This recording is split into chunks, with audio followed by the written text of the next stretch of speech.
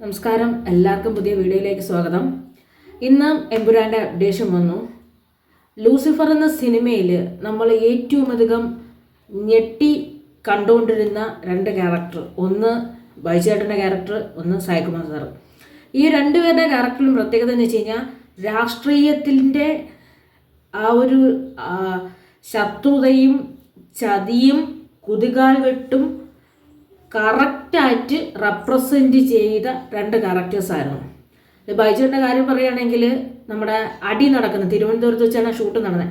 കാരണം അവിടെ വെച്ചിട്ട് ആ ഷൂട്ട് നടക്കുന്ന സമയത്ത്, അതായത് ആദ്യമായിട്ട് ടോവിനോ തോമസ് ഇങ്ങനെ ആളുകളെ പ്രതിനിധീകരിച്ച് നിൽക്കുന്ന ആ സീനിൽ അതിനേക്കാട്ടി അല്ലെങ്കിൽ അതുപോലെ കിടപിടിച്ച് സ്കോർ ചെയ്ത് നിന്ന ഒരു ക്യാരക്ടറായിരുന്നു അദ്ദേഹത്തിനുണ്ടായിരുന്നത്. അതിൽ തന്നെ ഈ സിനിമയിൽ പറയുന്നുണ്ടല്ലോ, എന്താണ് അപ്പുറത്ത് നിന്ന് ഒറ്റുമ വിചാരിക്കേണ്ടയുടെ ഇപ്പുറത്തും ആരെങ്കിലും ഒക്കെ ഉണ്ടെന്ന്. അത് നമ്മൾ ആ സിനിമ കണ്ടപ്പോൾ നമ്മളെല്ലാവരെയും ഒരുപാട് അത്ഭുതപ്പെടുത്തിയ ക്യാരക്ടറായിരുന്നു. ഒന്ന് രണ്ടാമത്തത്, ആ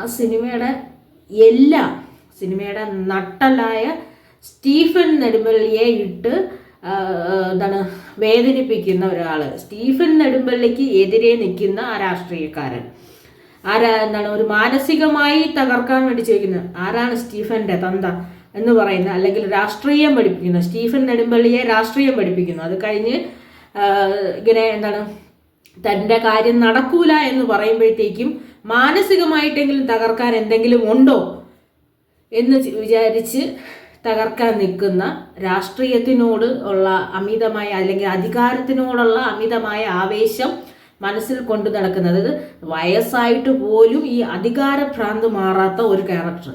എത്രത്തോളം ഗംഭീരം! ഇതിൻ്റെ ഒരു എക്സ്ട്രീം ലെവലാണ്. ഇതിനപ്പുറം ഈ ക്യാരക്ടർ ഇല്ല. ഇങ്ങനെ ഒരു ക്യാരക്ടറിൻ്റെ എൻ്റെ മാക്സിമം എക്സ്ട്രീം ലെവലാണ് ആ ക്യാരക്ടർ ചെയ്തേക്കുന്നത്. ഇതിനപ്പുറം ഇല്ല.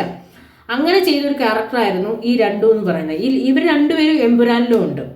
ലൂസിഫറിൽ നമുക്കറിയാം എത്രത്തോളമാണ് ഓരോ ക്യാരക്ടറും മികച്ചതായി നിന്നേന്ന്. ഇതിൽ സായികുമാർ ചേട്ടൻ പറഞ്ഞത് എന്താണെന്ന് വെച്ച് കഴിഞ്ഞാൽ, ഈ ആരോഗ്യ പ്രശ്നം കാരണം എനിക്ക് ഈ വേഷം ചെയ്യാൻ കഴിയില്ല എന്ന് പറഞ്ഞപ്പം ഏതവസ്ഥയിലിരിക്കുന്നു ഈ അവസ്ഥയിലിരിക്കുന്ന ആളായിട്ടുള്ള ക്യാരക്ടറാക്കി മാറ്റി ഞാൻ ചെയ്തോളാം എന്ന് പറഞ്ഞ് നിർബന്ധിച്ചാണ് ഈ സിനിമയിലേക്ക് കൊണ്ടുവന്നത്. ഒരിക്കലും ഈ ക്യാരക്ടർ തിരഞ്ഞെടുത്തതിൽ ഒരു നഷ്ടവുമില്ല. കാരണം ലൂസിഫർ എന്ന സിനിമ തന്നെ സ്റ്റീഫൻ നെടുമ്പള്ളിയാണ്.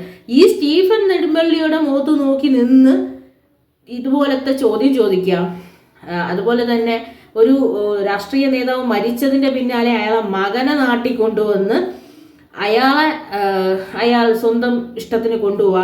അവസാനം നമ്മൾ ഇതുപോലെ പറഞ്ഞിട്ട് പോകുന്നുണ്ട്, ഞാൻ എൻ്റെ ചേട്ടൻ വിളിച്ചിട്ടാണ് വന്നതെന്നൊക്കെ പറഞ്ഞു പോകുമ്പോൾ ഈ സമയത്തെല്ലാം ഞെട്ടി നിൽക്കുന്ന ഒരു രാഷ്ട്രീയക്കാരനാണ്. കാരണം ഒതളങ്ങിയ പോലെ അങ്ങോട്ടോ ഇങ്ങോട്ടോ മറിയാം, എനിക്ക് അധികാരം വേണം എന്ന് പറഞ്ഞ് നിൽക്കുന്ന ആ ഒരു ക്യാരക്ടറിൻ്റെ നന്നായിട്ട് റെപ്രസെൻറ്റ് ചെയ്ത്, നന്നായിട്ടെന്ന് വെച്ച് കഴിഞ്ഞാൽ ഇതിനപ്പുറം ഇല്ല, അങ്ങനെ റെപ്രസെൻറ്റ് ചെയ്ത രണ്ട് ക്യാരക്ടേഴ്സായിരുന്നു.